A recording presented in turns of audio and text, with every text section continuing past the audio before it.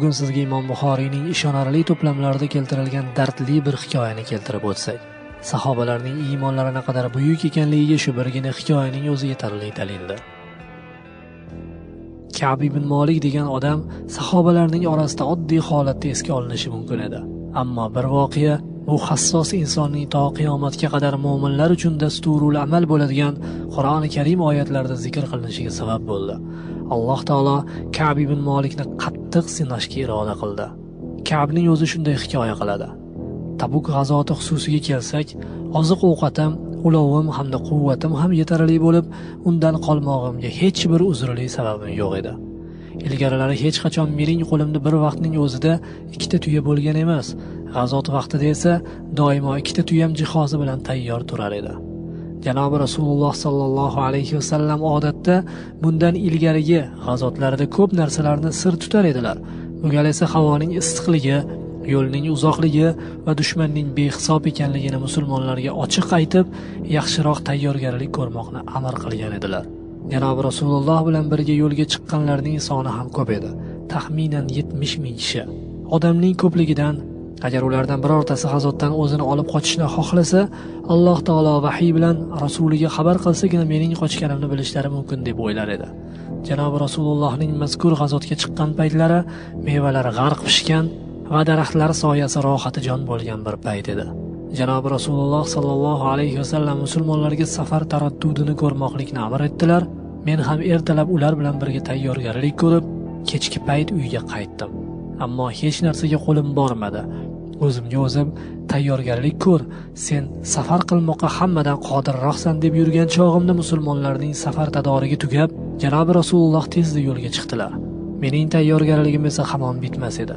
Mayli, 1-2 kun kechiksam ham ularga yetib olaman deb o'zimga dalil berardim. Yana bir necha kun shu ahvolda yurdim. So'ng endi jo'nayin, lashkarni topayin deb azm qildim-u, ammo o'zimni majbur qila olmadim. Rasululloh sallallohu alayhi vasallam jo'nab ketganliklaridan keyin ko'chalarga chiqib odamlar aro kezdim. Ammo ming nadomatlar bo'lsinki, o'zimni xafa qiladigan holatdan bo'lak holatga, ya'ni gunohkorligidan bo'yni ham yoki Alloh taolo ma'zur tutgan zaif kishilardan boshqa odamga ko'zim tushmasdi. Janobi Rasululloh yo'lda meni eslamabdilar, faqat Tabukka yetib olganlaridan so'ng ko'pchilik oldida Ka'b nechun bunday qildi ekan deb so'rabdilar. Shunda Banu Salama qabilasidan bir kishi: "Ya Rasululloh, u g'azotga bormoqchi bo'lganida choponining ikki yoni, ikki biqiniga mahliyo bo'lib, mahkam ushlab qolgan" debdi. Muoz ibn Jabal unga javoban: "Qanday yomon gap aytding? Alloh taolo haqqi biz Ka'bni faqat yaxshi odam deb bilurmiz" debdilar. Janobi Rasululloh buni eshitib sukut qilibdilar. Bir kuni men Janobi Rasulullohning qaytib kelayotganliklarini eshitib, ertaga u zotning azoblaridan qanday qutulsam ekan degan o'y bilan yolg'on yashiq gaplarni to'qiy boshladim.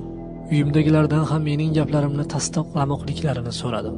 Janobi Rasululloh qaytib kelib, soyai muboraklarni solibdilar degan xabarni eshitishim bilanoq to'qib qo'ygan yolg'on yashiq gaplarim miyamdan chiqib ketdi.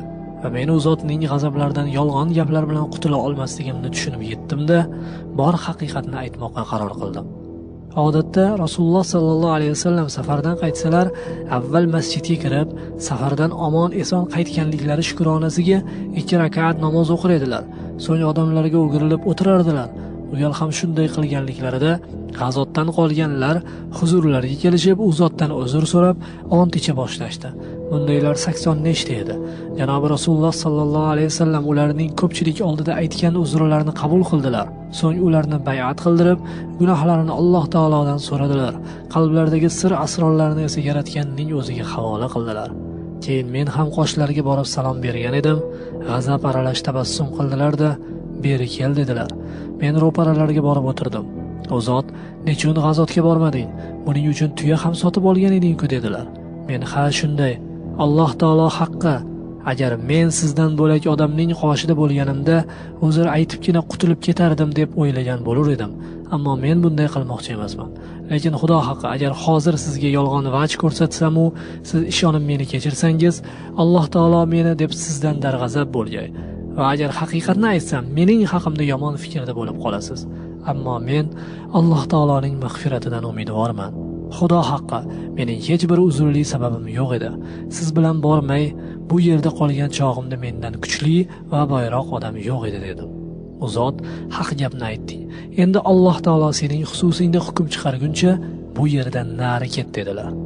Men o'rnimdan turdim. Shunda Banu Salama qabilasi kishilari ketimdan ergashib kelayotib, Xudo haqqi, biz sening ilgari bunday gunoh qilmaganingni bilurmiz.